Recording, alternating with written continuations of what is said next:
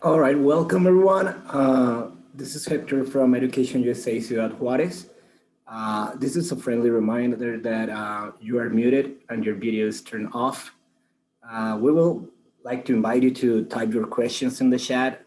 Also, this session will be available on our YouTube channel. So since therefore it's going to be recorded for later if you want to go and check it out again. And we're going to start the presentation today.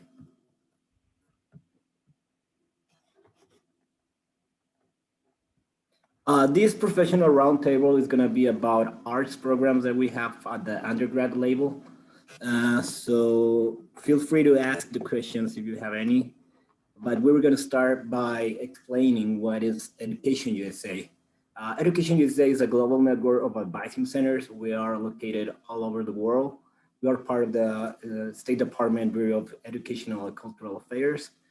As I was saying before, we are all over the world, and in this region, which is Canada, Mexico, and the Caribbean, we have like 66 advising centers located in all over the place. So we provide free access to introductory information on the US studies. And our target are students, higher education institutions, governments, NGOs, if we provide accurate, comprehensive, and curated information about the full range of accredited U.S. Higher institutions in the United States. We have a page, which is educationusa.state.gov, where you can go and look for the advising center near to you. So, and I would like to introduce our participants today. From the Full Sail University, we have Sandra Lizama. She was born and raised in the quaint town of Sanford, North Carolina. Sandra discovered her fascination for the entertainment industry at the age of 16, which is it's kind of cool because it's a young age for discover your passion. She's bringing live music experience and people together. That led Sandra to pursue her bachelor's degree in entertainment business at Full Sail University. Also, she has experience working with the Florida Musical Festival, the EDC Electric Days Carnival, the Sen Awakening Festival, among many other independent promotion companies. So she immediately grew the desire to create new event experience of her own. So we are welcoming you, Sandra. And Thank you so much. I'm so happy to be here. anything you want to add to this presentation? Well, yes, I'm a graduate, like you mentioned, from entertainment business, and I'm currently based in the Caribbean. I'm based in Trinidad and Tobago, and I have my husband and I have our own events company here now, where we host our own types of private events, corporate festivals. And I'm also part of the international team at Full Sail, so I get to usually represent the Caribbean and Latin America and visit different partners such as Education USA. So I'm very happy to be here and get to do this virtually now since we're not able to travel and visit everyone in person. Thank you. We're happy to have you here. Well, we have also Rihanna Robinson-Lebey, originally from rural Colorado. She moved to Portland, Oregon to study French and Japanese at Lewis and Clark College. Since then, she's receiving her master's degree as an international education management from the Middlebury Institute of International Studies in 2016. And she has worked with international students at Reed College and now at Pacific Northwest College of Art. She's studying and working abroad in a variety of countries, including France, Greece, Senegal, and Japan, inspired Rihanna to seek a career helping and advocating for international students. She enjoys supporting students to navigate the complex system of the United States so they can focus on making the most of education. We are welcome, Rihanna. Do you want to add anything to this presentation? Thank you so much for putting this together and inviting me to be here. I'm really excited to talk about PNCA and to see all the students who are interested in studying art. Oh, thank you. And also we have a student from Pacific North College. She's Camila Cortina, originally from Mexico, studying her fifth year at Pacific Northwest College of Art. She's currently studying a bachelor's of fine arts and majoring in printmaking. I don't know if Camila wants to add anything to this presentation. No, just thank you for having me. Okay. Right, so let's start with this professional roundtable about arts, and I'm gonna ask the first question. So, what are the programs of art that you offer? I don't know if who wants to start first. We can do by turns. I can start if Sandra's okay with that. So at PNCA, so Pacific Northwest College of Art, very long, kind of a mouthful, so we kind of shorten it down to PNCA. So at PNCA, we're really like a design, fine, and media art school. We don't teach much beyond that. So like we don't have music or entertainment. So if you're interested in that, like wholesale seems like a great place to go. But we really focus in on those types of art. So we have 11 majors at the undergraduate level. I would say the most popular courses for international students are illustration, graphic design, and sculpture. But the other popular majors that we have are animated arts and just general fine arts for students who are really more into the fine art side of things and don't want to like focus in on one specific media. So. What Awesome. about you, Sandra? Well, we do have a lot of different types of arts, but our specifically art and design programs include computer animation, digital arts and design, game art for video games, graphic design. Then we have masters. We have a media designs master's degree, and then we have a couple certificates if anyone's looking for a short-term type of program. We also have a couple with 3D arts and visual design. Right, it's something that a lot of international students are concerned about are about the internships or hands-on experience that you provide. Do you provide any for those international students? For us, we do. That's pretty much the whole concept at Full Sail is getting that real world experience. So while students are at Full Sail within their own curriculum, they have like lab time where they really get to work on the different types of projects. Even the hours of their classroom, it's like if they're working full time. So sometimes, you know, game art, you'll have class around 11 o'clock at night, just because that's usually when those creative minds, you tend to be more night owls. So we really try to design it that way as well.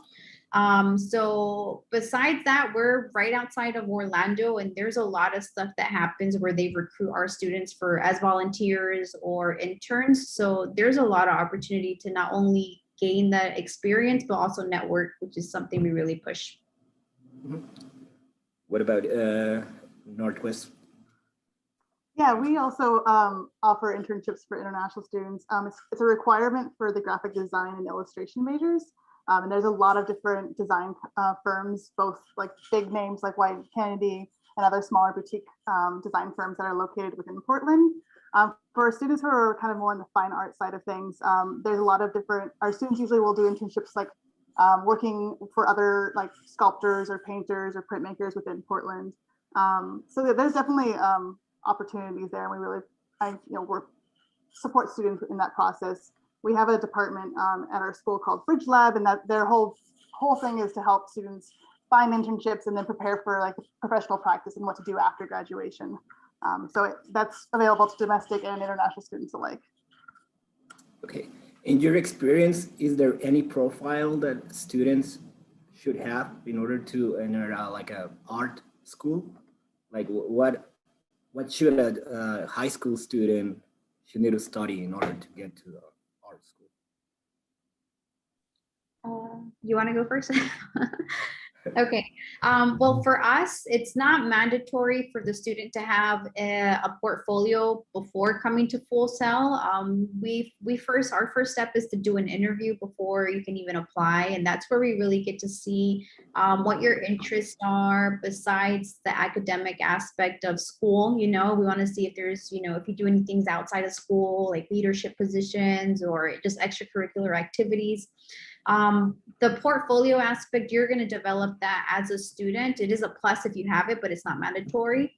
But we'll develop that as you're spending your 2 years at Full Sail, so that when you graduate, that portfolio is ready for you to find employment that will help you stand out in the market. So we're a little bit different. We do require a portfolio for students to apply, but it's just to understand kind of what a student's background is with art and where they're going and what kind of like they've considered. We don't, like other art schools within the United States will might have requirements about what they want to see in the portfolio. For us, we just want to see recent work, so we're done within like the last 2 years, and then it's like in between like 10 to 15 pieces. But it's really a chance for us to just understand kind of like, have students thought about art before, kind of what they've been working with, the materials they've been working with. I would say in general, there's no like prerequisite courses that students need to do. I know that like art education really varies from country to country and even within a country from state to state. So, you know, it isn't really like focused on like what your academic track is, but we would like to see like kind of what you have done. And that kind of gives us a sense of whether you'll be successful within our programs or not. But yeah, so like I said, it's the most important part of our application, I would say. And then I have like a lot of like pointers I can give for like what we want to see in a portfolio. Like I really try to steer students away from like fan art. We want to kind of see more original designs or drawings or any kind of, you know, it doesn't really matter what kind of medium the art is produced in, whether that's digital or you know, physical, 3D or 2D. It can be like music, it can be video, you know, kind of whatever people have access to. We understand that like not all tools are available to students in their different backgrounds. So yeah. Okay. I would like to ask Camila about this process, about how it was for her, like it was any audition or it was a portfolio, it was difficult, it was easy. What kind of advice can you give to another international student who wants to do this process? For me, I had to apply with a portfolio, and it was a little bit stressful for me because I didn't know if like what I had was okay because I didn't have that much work. But I would say just kind of like trust your work and talk to people around you and see, like get as much feedback as you can and like see what you can create from that. No, thank you, Camila. Another aspect that international students are very concerned about, it's student services. Do you provide as a college any student services for international students or for students in general? I can speak to this, go first on this one. So yeah, we definitely provide student services for international students. I kind of am the international office at PNCA. We're a pretty small school, so with a small international student population. So I support all the international students. I give them guidance on how to maintain their status as an F1 student in the country. Help them with like work opportunities both on campus and how to get work authorization off campus. Once they have a job opportunity, how to get a social security card. I try to connect international students to each other and then to other offices and departments on campus. So if they have like a question, I have a lot of students who will email me first and I'll send them to the right place to go. I do a little bit of basic academic advising to make sure that students are going to graduate in time and that the classes they're taking actually apply to their degree. I do some programming. I have like a tea time that I meet with students every 3 weeks. We do it virtually now because of the pandemic, but just kind of touch base and talk about, you know, things that are going on at the school or in their lives, or, you know, we'll talk about cultural differences. We just had one today, like 2 hours ago, and we talked about like different foods that from different countries, because our international students don't come from one specific country, they come from all over the world. So I have a student from Jamaica and a student from Georgia, a student from Vietnam, student from the UAE, student from Pakistan. And so we kind of all get together and kind of chat, you know, if they're able to. We also do different events during International Education Week. I try to connect students to alumni and then I'll also try to connect prospective students to current students to kind of get an idea of what their experience has been at PNCA. I mean, I can tell you all the great things about PNCA, but I think it means more to come from a student who's like had that lived experience. And then I also help students navigate the tax process if they have worked while they're here in the United States. And then I, you know, connect them to housing resources, banks, medical insurance, all that sort of thing. So, and in general, I just try to advocate for students and make sure that their voices are heard while they're at PNCA. Sandra, any other services that you provide maybe different or I don't Well, know. pretty much everything Rihanna said that's what's available from our international department. We try to make sure that the students is just taken care of until the day they graduate and even start looking for employment and all that. But we do also have an International Student Society, which is our club for international students, actually one of our biggest ones on campus. So besides you having, support from the international like admissions department, you have your club where they do all the fun stuff. They're the ones having the parties and all the more social events. So that's an opportunity then for them to meet either people from the same country or just different parts of the world as well that are coming to study at Full Sail. That's nice. I have a couple questions for Camila. And the first one is, why did you choose the US for study art? What did you like make you? I United chose States? the US to study art because the schools offer a lot of resources in one place. They offer not only like teachers that are working artists and the facilities, but also like uh, resources to more academic parts of art as well, like books about how to just kind of like develop your understanding of art. Yeah. Nice. Yeah, and what are your plans after graduation? Do you have any plans like uh, maybe OPT, maybe working there, maybe another exchange? What are your plans? Right now, I'm not really sure what plans I have, but I think that's kind of like the nature about art is very like malleable, kind of like water. You never know when you're going to end up in your like artistic career, I would say. Hmm? Any challenges you have faced so far that you encounter in your experience? Yeah, I would say like as anyone who lives in like a foreign country, you always deal with like the cultural barrier. So like you get homesick, and the food is a big important like challenge. uh, and also like you know when you speak in your language, you have certain ways that you like are kind of like grown up to understand and perform.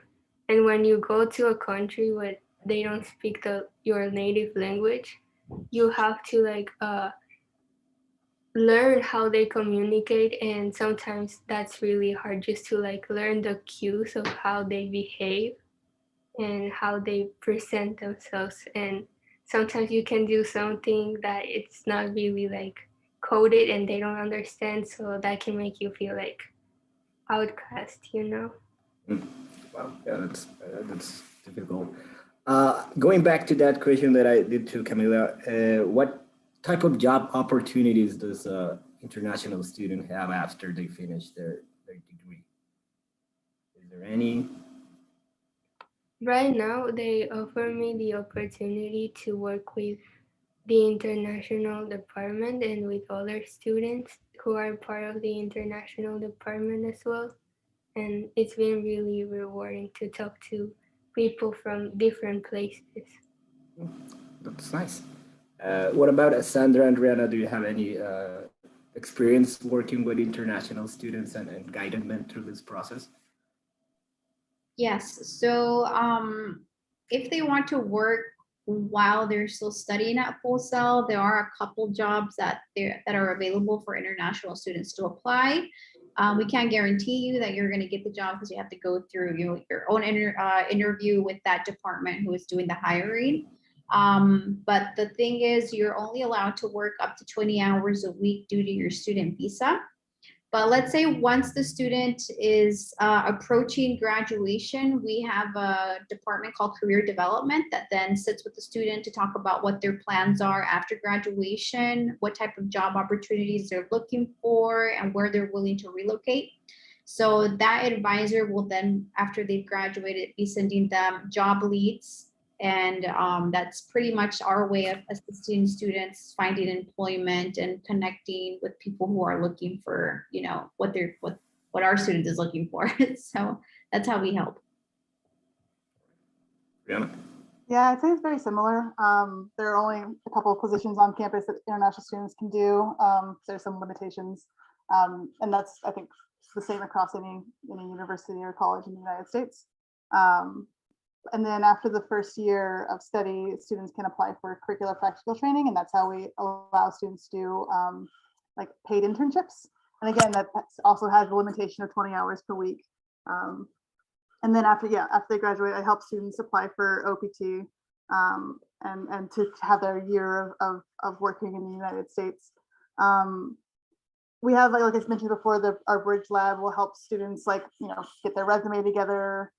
They'll work with it. They can also work with their mentors to kind of you know, prepare a professional portfolio. A lot of students work on creating their own websites, trying to get their brand and their work out there.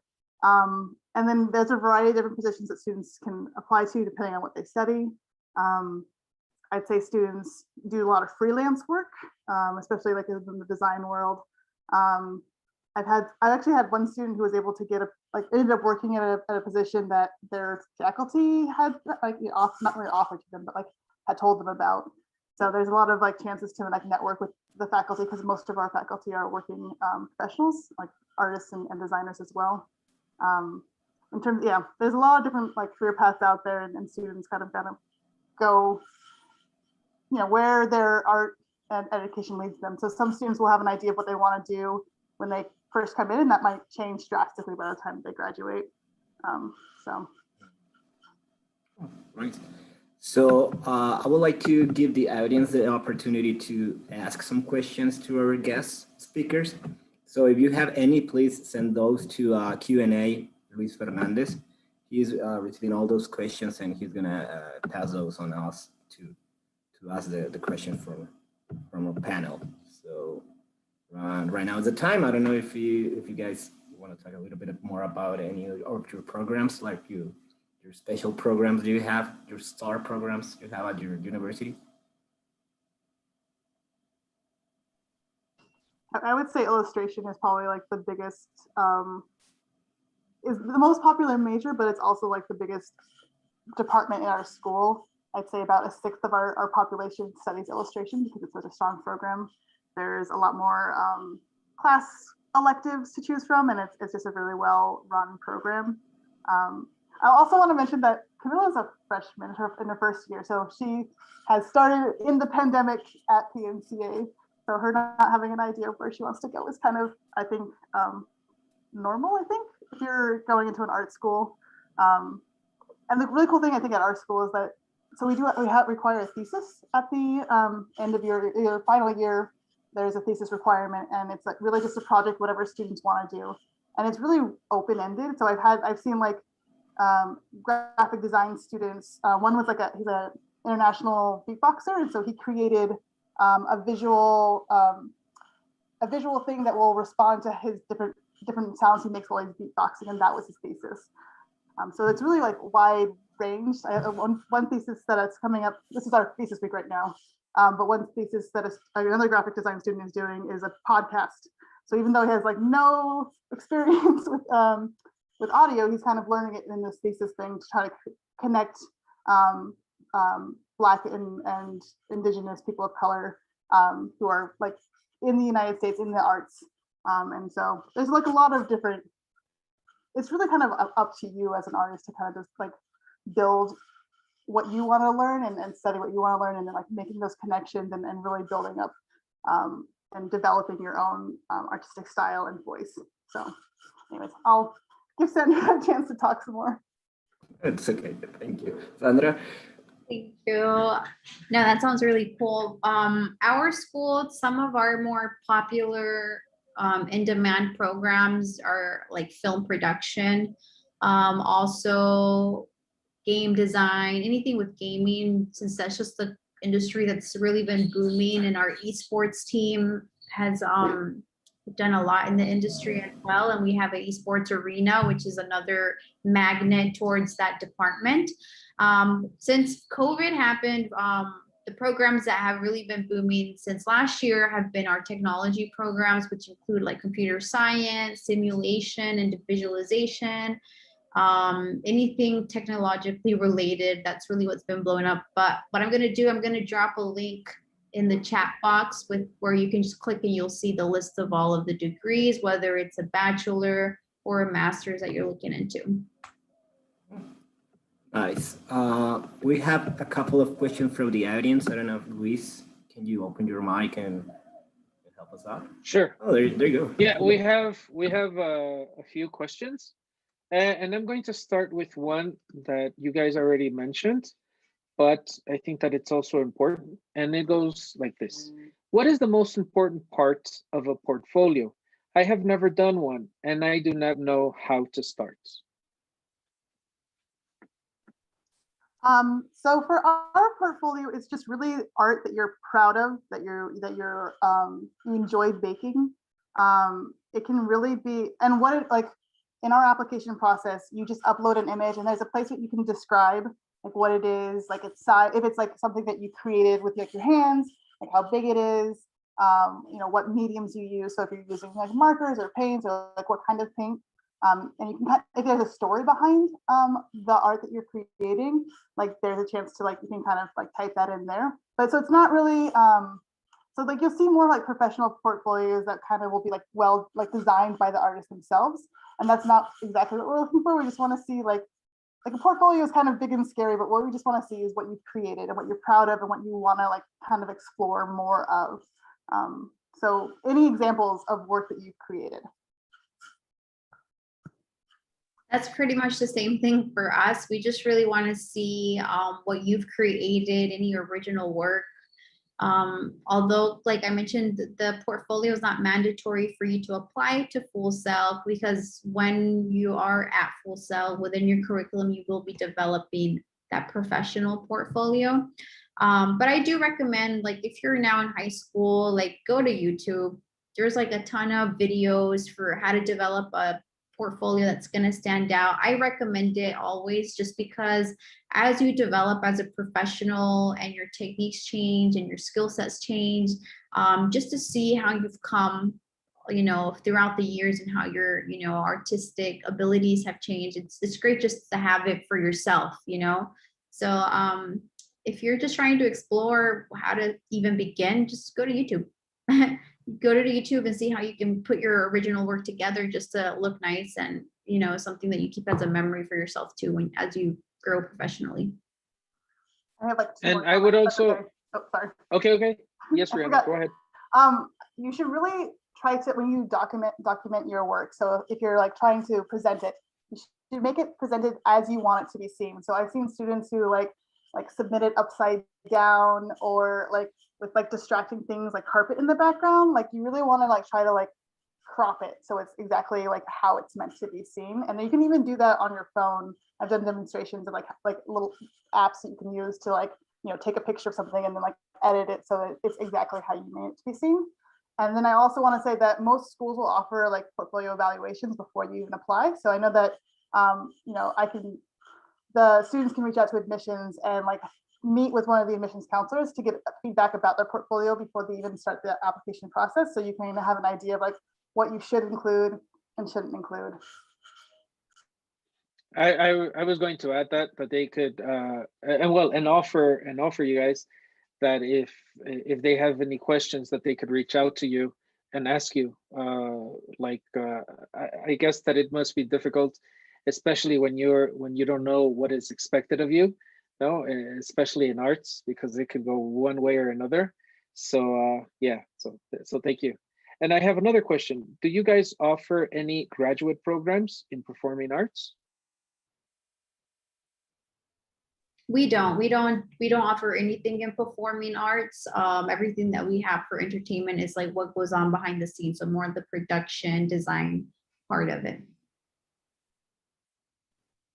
So yeah, we don't, additionally, we don't have anything that's specifically performing arts. We have one major that is like called intermedia, and it's much more like students who do sort of performance art will usually major in that. That's at the undergraduate level as well. All of our graduate level is much more theory-based and concept-based and very open-ended. So the most popular graduate program we have is visual studies.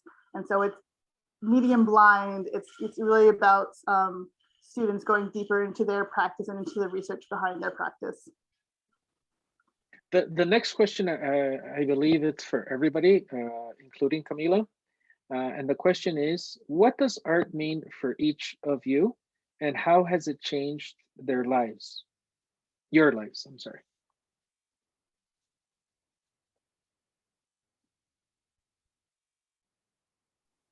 We're trying to see who goes first. I can go first. For me, although I am more focused on like entertainment business, like for me, my art is bringing my ideas of an event to life and really just like working that magic and bringing the puzzle pieces together. Like that's my form of art. That's what I see as art, and working with, you know, musicians and learning more about them and how I can make my events, you know, resemble them as well, you know, and really create an experience that connects the audience to the musicians that we're showcasing for, you know, any type of event. But I think art is just part of many aspects of life, whether it's cooking or you are painting and doing fine arts. That's how it is for me. I will respond with the caveat that I'm like the only person at the NCAC who is not like a working artist. But I do enjoy cooking a lot out of that. But I don't know, for me, it's kind of what makes life enjoyable. Even though I don't create art, I consume a lot of it in terms of like, you know, web comics or animes or dramas or whatever, music I listen to, like that's all art. And that kind of is what makes like life enjoyable. It's like, you know, gets you through a pandemic when you can't see your loved ones. So I don't know, like that. My favorite time of year at the school is this week that we have. We call it Focus Week, and it's when all the students present their thesis, and I just find it so amazing to see what students do, and they have like the education and what they do with their art practice, and it encourages me to be more creative and kind of think outside of the box. So I mean, art is like, you need it, it's necessary. Yeah, for yeah. Sorry. Go ahead. Sorry.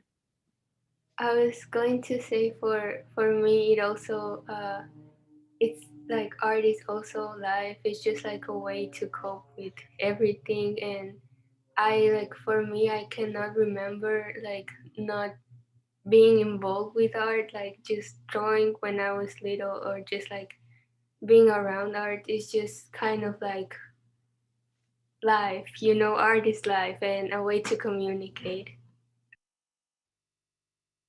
Thank you very much. Thank you to the three. And I have another question. They're wondering if you could give a little bit more information about animation opportunities. Yeah, so our computer animation program, you're still going to go through the same process of having to go through an interview, and then once you've been approved, you'll be able to formally apply to Full Sail. But with computer animation, you're going to learn all aspects of computer animation. So you're going to learn about like the 2D, 3D arts. You're going to learn about environmental animation. When you look at video games and you're seeing the trees and all the naturey stuff, like you're going to learn how to do that. You're going to learn how to do architectural animation. So when you're looking at movies like Harry Potter and you're seeing the castle and all that, you're going to learn how to create all of that. So you're going to learn various aspects of animation and CGI and everything with special effects. That way your skill sets are as versatile as possible. And then once you graduate, I mean, it's up to you if you want to specialize, but I mean, a lot of students end up graduating and working in not just one area, but just implementing everything that they learned at Full Sail. Actually, I can drop the link for our computer animation program in the chat box if you want to explore what the courses would entail and all of that. Please, thank you. So it's actually great that Full Sail's here because our animation programs are very different. So like our animation, we call it animated arts, and it's using animation as like an art medium. So it's not so as focused on like the industry-based thing, but just is using animation to create. Something that we still offer within our animation department is stop motion animation, and we have the equipment to do that. And that's, you know, there's still students who animate with computers, but we also have the stop motion side of things. Which is great because Leica, which is a big motion picture company, is based in Portland, and they made like Coraline, and we've had students who've done internships there. So it's you know, a great connection that we have. But yeah, we had an international student who graduated in the animated arts, and he actually has used his thesis animation that he made and submitted it to different film festivals and had it viewed in different film festivals around Oregon and nationally. So yeah, I'll also add the link to the animated arts. And I have one more question. They would like to know if you guys offer anything in acting or performing arts. We don't offer anything in acting or performing arts, just our film production, which is focused everything behind the camera, behind the lens. I'll drop the link too. Oh, sorry. Oh, go ahead. The link though for our film and television programs, though, in case you're interested in anything like that. We also don't have anything that's performing art or acting. There is a college in Seattle that's kind of another small art school like we are, and I can provide their information. It's called Cornish, and that's usually where I'll send students who are interested in living like on the West Coast. Yeah, if they're interested in performing arts, because we really just don't have that. Okay, Hector, that's all of the questions that we have. And that's it. Thank you. Oops. Thank you, Luis. And we're sharing Sandra's and Brianna contact information on the screen. So if you want to send them an email or any questions, that they're going to be happy to answer to you. And also we have, well, I'm going to give a couple of minutes for them if you want to like take a picture or take a screenshot about it, or maybe write down the email if you're old school like myself. But yeah, also I would like to thank you for being here today and share all this important information. I don't know if you want to add anything to this presentation before we say goodbye to our audience. Well, just thank you for inviting us to this info session, or I mean roundtable, sorry. And please don't hesitate to send me an email if you have any questions or want to have a one-on-one meeting to talk about a specific program. I'm here to help. Yeah, thank you so much for having us. And if you don't find the programs that you're interested in at Full Sail or PNCA, there's a bunch of different art schools in the United States that you should check out. And really, I think I would recommend doing research and making sure that the school that you're applying to has the programs that you're interested in, has like all of them, so that if your interests change, you can pivot and study what you want, like change into what you want to study. So that would be my recommendation. And if we don't, you're also welcome to reach out to me. If we don't have it, I'll put you in contact with people who do. So. Thanks. And also I would like to mention that this professional roundtables, as you see, it's only 2 universities, but there's a whole universe of colleges in the United States. So maybe the art programs, the theater program that you're looking for, it's in another university. Just reach out to your advisor on the Education USA Center near to you, and he can help you out, or she can help you out to this searching for universities and colleges. So also, I would like to share our information. We have a bunch of pages, a bunch of social media. So if you want to reach out to us, you can go to Facebook and Education USA MX. Also, you can go to Twitter. We have YouTube channel. We have an application with this Education USA Mexico, which is pretty cool. We have Instagram, and we have also a blog or a page, which is full with a lot of resources like scholarships available from another entities. Also resources for studying for admission tests like TOEFL or SAT or ECT. So go to all those pages and you can find a lot of information from us. Anything not more to add? I would like to thank our guests today, Camila, Sandra, and Rihanna, for being here. And don't forget that we have these professional roundtables every month. So check all these Facebook pages and we are updating this information for you.